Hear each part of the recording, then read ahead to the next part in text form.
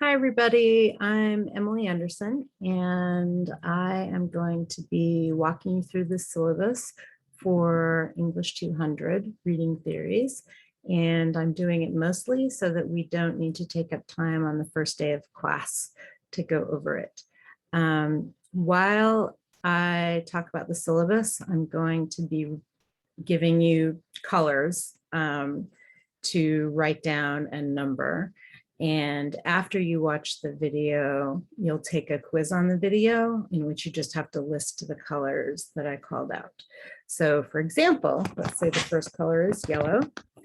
And then when you go to the quiz and it asks you what the first color was, you'll choose yellow, and so on and so on. Okay, mostly I'm going to be doing this by sharing my screen, and wish me good luck that it doesn't sign me out of documents while I'm showing them to you.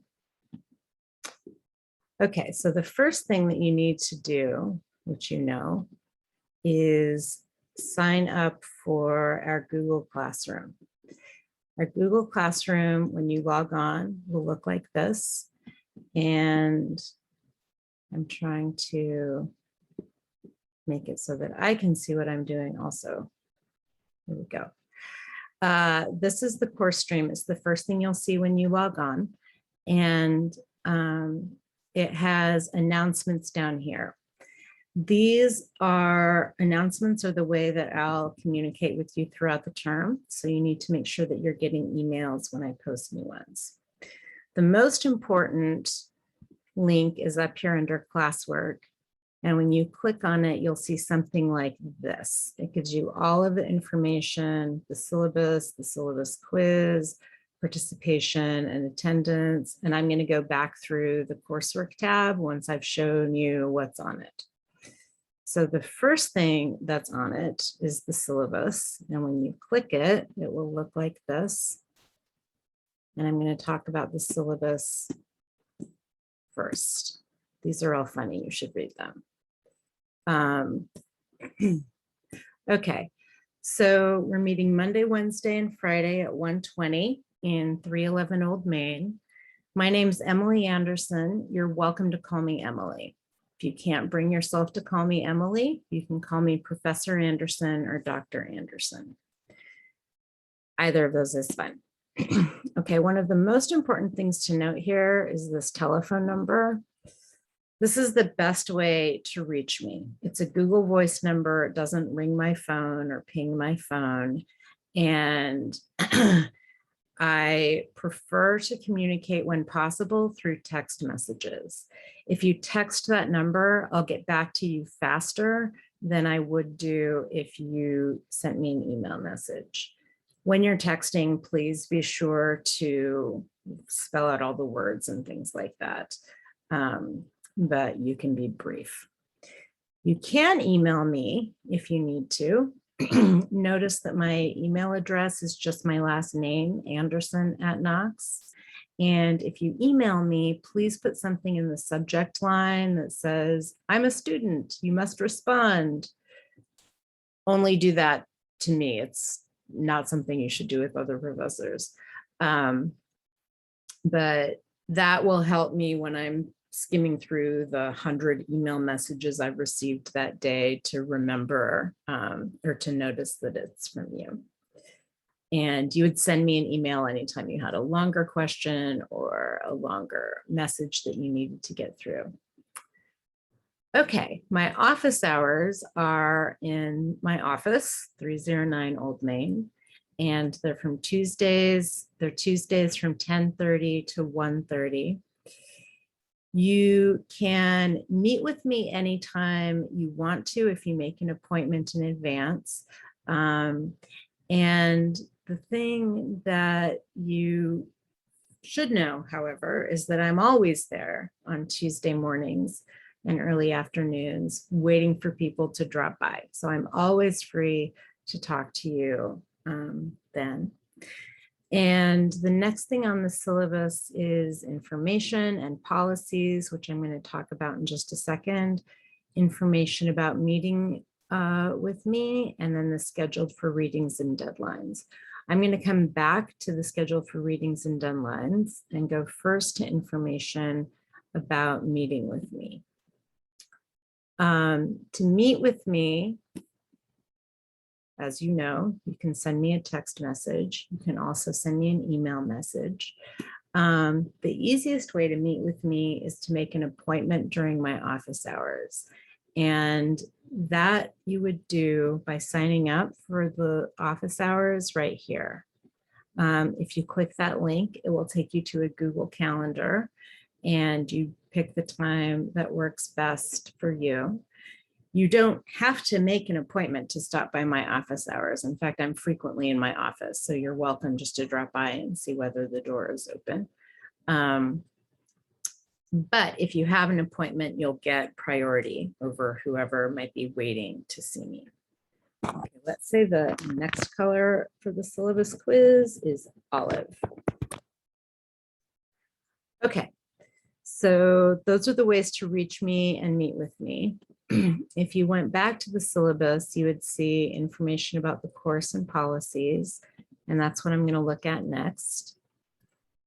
And the first thing on here is participation. Participation is a really important part of your grade and part of the class. And I'm not going to read this whole thing to you, but you will need to look at that on your own. Participating means a lot of things, and I'll just list some of them for you. One is respecting everyone in the class, and that begins by learning people's names. I'm terrible with names and terrible with faces. So that's just something I'm going to admit up front. And I'll work on it. Okay. You also want to talk in class, but you don't want to talk too much in class. Before you talk, please raise your hand. I know it's a little weird, but I prefer it to just jumping in because it lets me make sure that everyone who has something to say gets a chance to speak. Okay. If you tend not to speak in classes, you'll have to start now. If it's hard for you to talk in class, please let me know, and I can work with you on that. If you don't want me to call on you when you haven't raised your hand, tell me that too. Okay. If you talk lots in class discussions, you are going to want to back off sometimes. So be sure to, go ahead and raise your hand, but then wait for me to call on you. And if I'm not calling on you, it means I'm trying to create a very awkward silence where more people will raise their hands. Okay, also very important for participation is that you appear to be interested even when you're not. I would like you to look like you're paying attention and engaged in the course. And laugh at my jokes. My jokes are hilarious. Sometimes I have to point out that I'm making jokes, but when I do, be sure to laugh at them. Thank you. And let's say the next color for the quiz is teal. Okay. The next thing on the course policies is participation part 2. If you don't participate in class, there are a couple of things you can do. If you're doing all of the regular participation, you don't even need to worry about this stuff. But if participating in class is really hard for you, or if you know you're going to be absent, for example, you can participate in this other way. And that other way is Flipgrid. Flipgrid lets you make videos that I can look at. When you make participation videos, I'm the only one who will see them. And the timer is set for 5 minutes on these, but you really don't need to spend more than 3. You don't need to write anything in advance, but you might want to take notes. When you're making a Flipgrid video for participation, You want to give me a sense of what you would like to talk about, the questions you have, what you thought about the reading. So you should do it after you do the reading, and you should do it for the class that you think you won't be talking in or that you know you will be missing. If you come to class, you can't do Flipgrid videos later because you will have sat through an entire discussion. So you need to do them in advance. Okay, and again, if you're not sure whether you should be making videos, just ask me and I'll let you know what your participation level is. Let's say the next color is ivory. Okay, when you go to Flipgrid, it will look like this. And this just describes briefly what you want to do. And you'll click on add a response and it will let's see what happens if I click on it right now. I'm logged in as an instructor, so it might not work.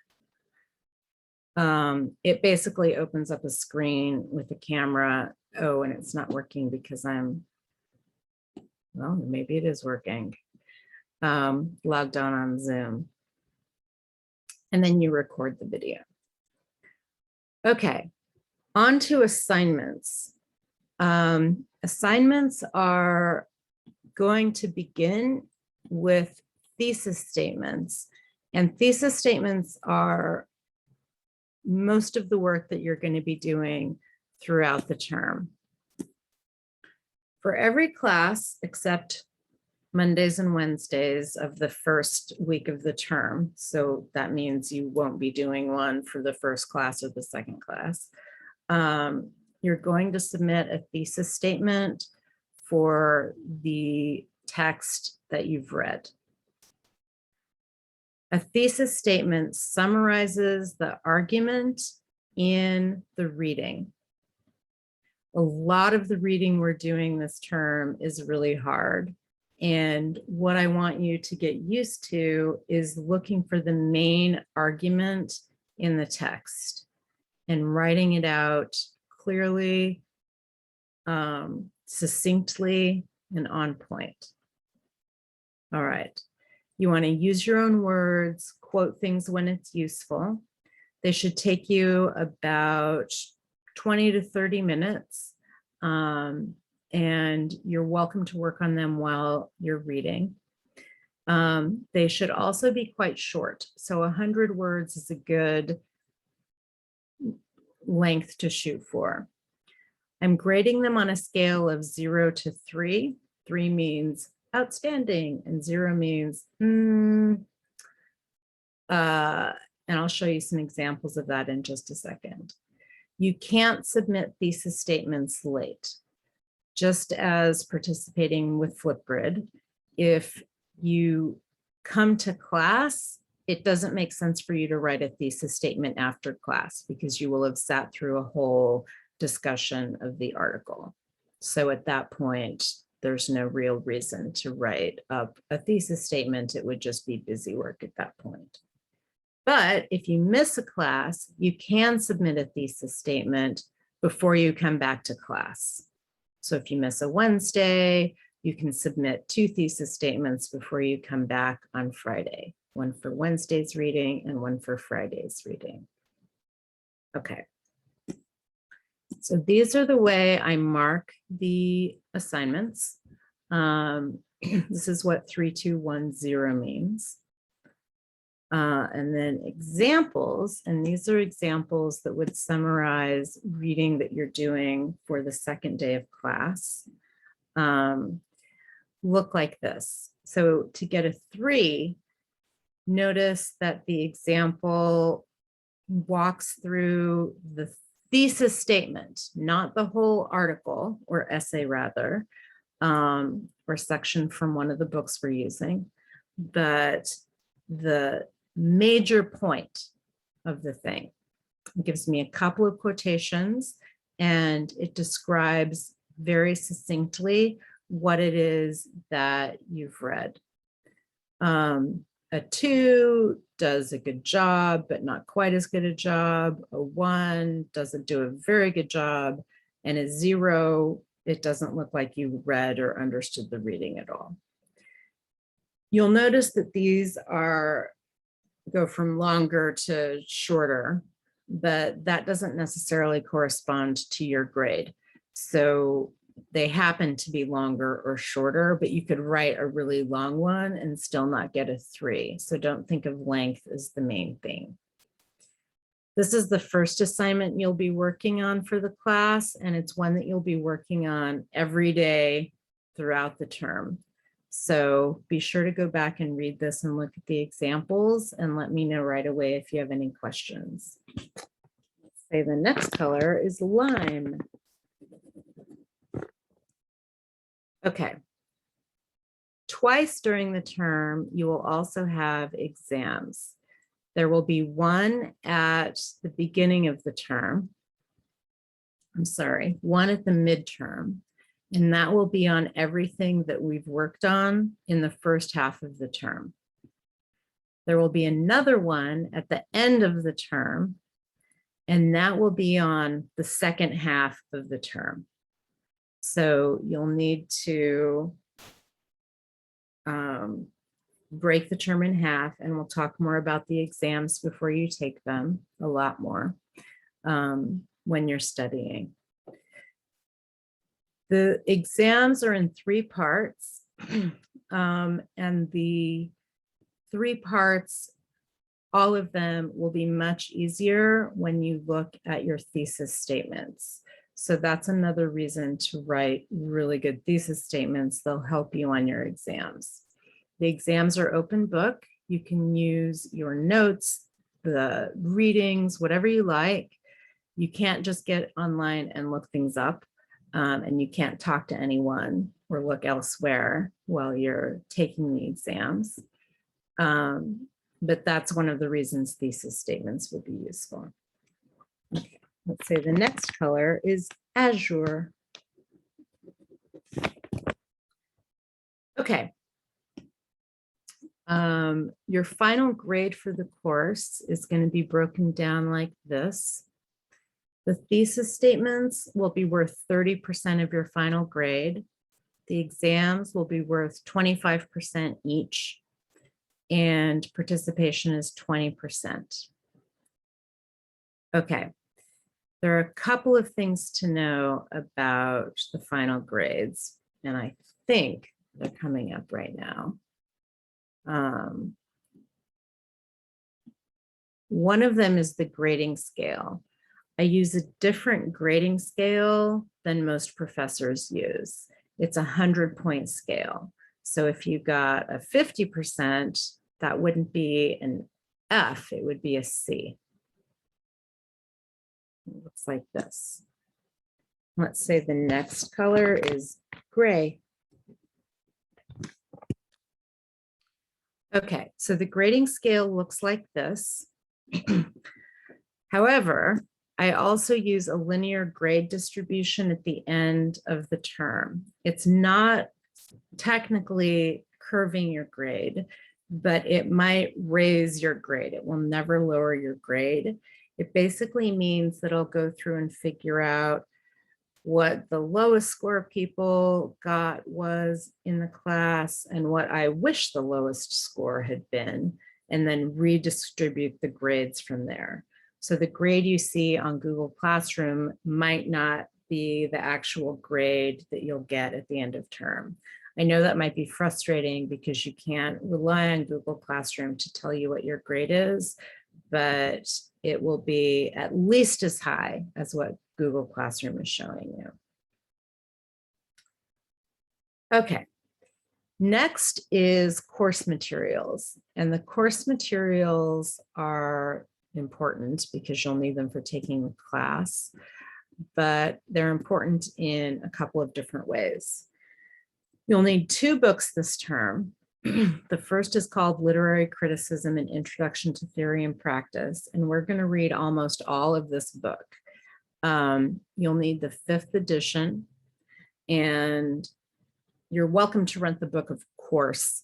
A lot of people who end up majoring in English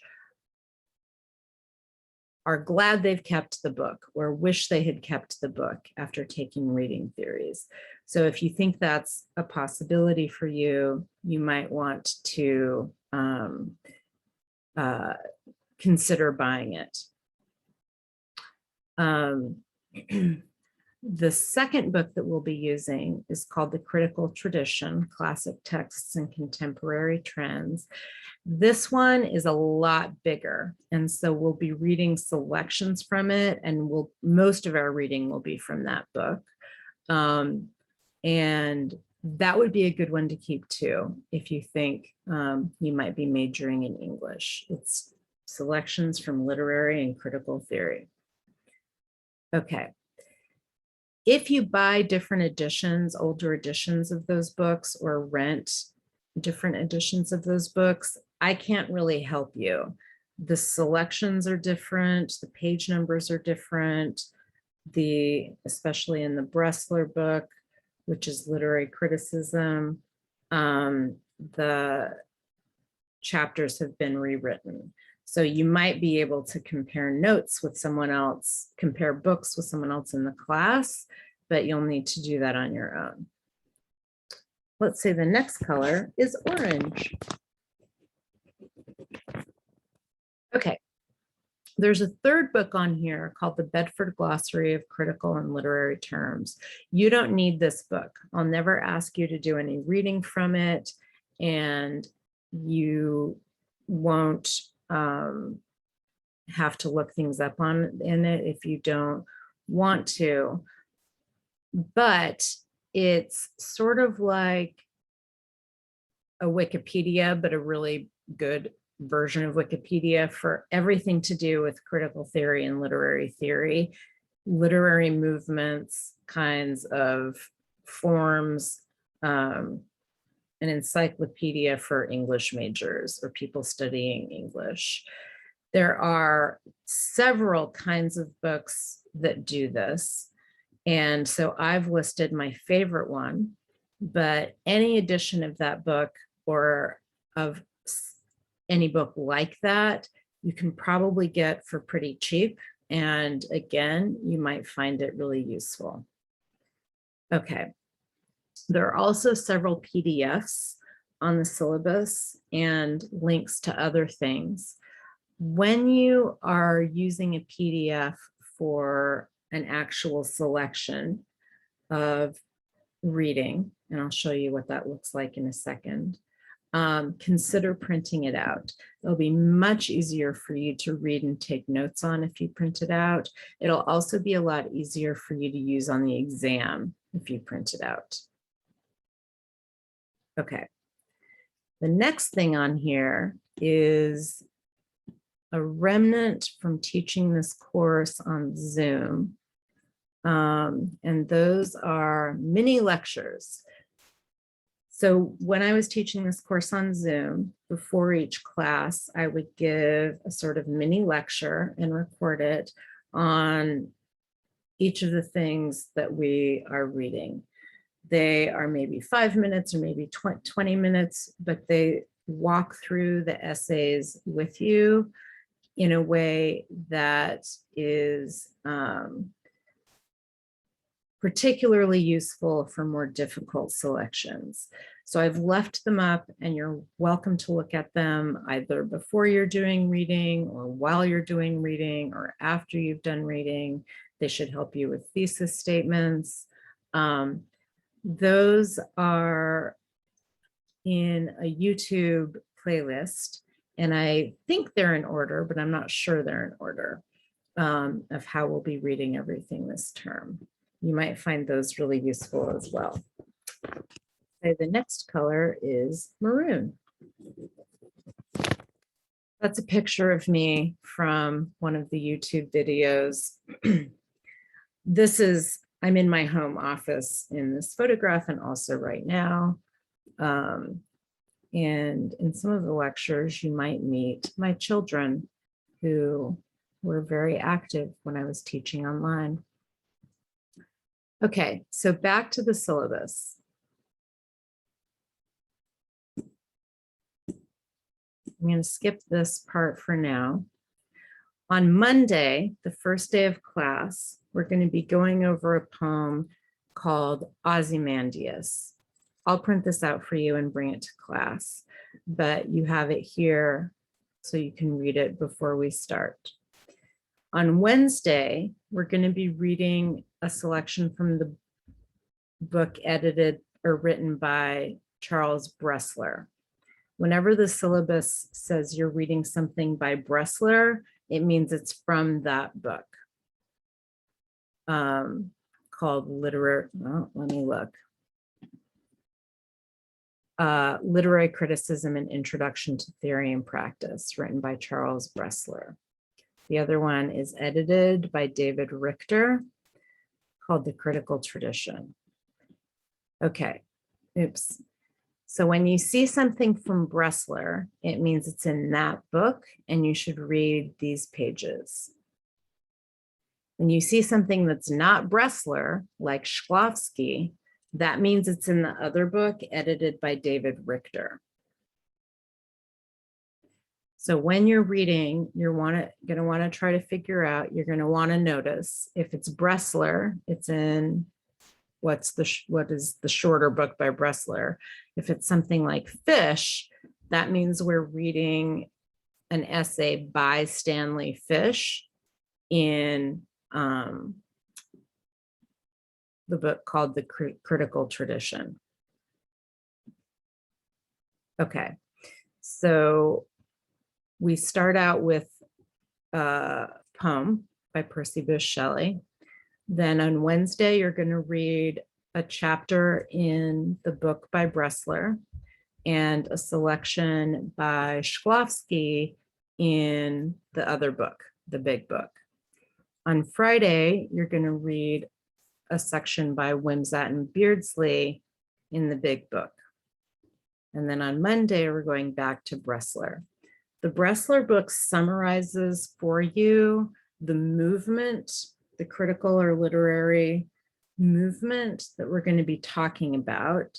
And then the other book, the one that has Shklovsky, Wimsatt and Beardsley, Stanley Fish, gives you examples of critics who've worked in that movement. So the Bressler introduces you, and then we look at examples.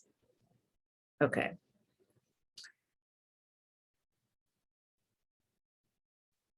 On Monday, September 20th, we're reading about reader-oriented criticism.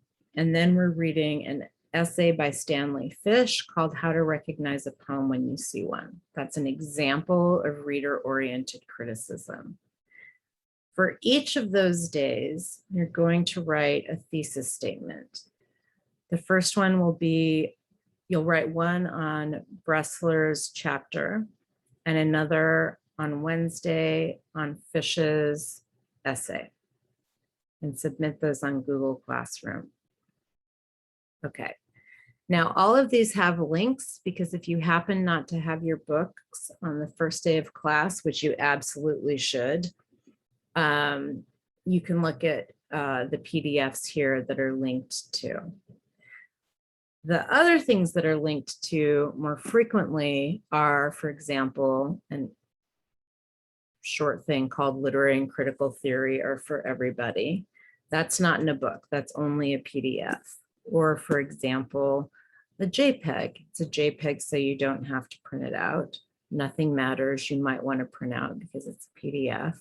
Those are not in either of the books. Those are things that I just want you to look at and read before class. Okay. The first exam is due on October 11th. This upcoming week, we're reading Shelley's Ozymandias. For Wednesday, you're reading Bressler and Shklovsky. Your first thesis statement will be due on the 17th, and it'll be on Wimsatt and Beardsley. If you have questions about any of this, you should let me know. I feel like I've made it look more complicated than it is. The next color is green. Okay, before class on Monday, you need to do a few things. One of them is watch this video, which you're doing right now. Second is take the syllabus quiz, where you list out all the colors. And the third is experiment with Flipgrid. So I showed you how Flipgrid works for participation purposes. There's also a link or submitting a video, and everyone has to do this just introducing yourself. There are sample questions, and it really is meant just for you to practice. Everyone will be able to see your experimenting with Flipgrid video. Only I will be able to see participation videos. Okay, so that's what the syllabus looks like. Now we're going back to classroom. Okay, classroom again looks like this. The syllabus is what we just looked at. The syllabus quiz is what you'll be taking right now. And I still have colors left. Let's say the next one is coral. Participation and attendance. The first one is experimenting with Flipgrid. Participation right here, that's the assignment that I just went over with. And it's due the last day of the term. So you don't need to worry about submitting that or anything. There's nothing to do for that. It's just me keeping track. And then there are thesis statements. So right here, you can see the assignment for Wimsatt and Beardsley is always up. That'll be your first one. The assignment for Bressler is already up. That'll be your second one. And then eventually the exams will show up when we get closer to them at the end of the term. I think that's everything. If you have any questions, you should text me. And if you have longer questions, you should email me. I'll also ask that if you find anything that's wrong on Google Classroom, please let me know if any of the documents aren't shared with you, or if something's not loading. I would like to know so I can fix that stuff. And I think that's it. So I still have 3 colors left, and I'll just tell you what they are now. They're red, plum, and blue. And that takes us to 14. Okay, so I look forward to meeting you in person on Monday, and we're done.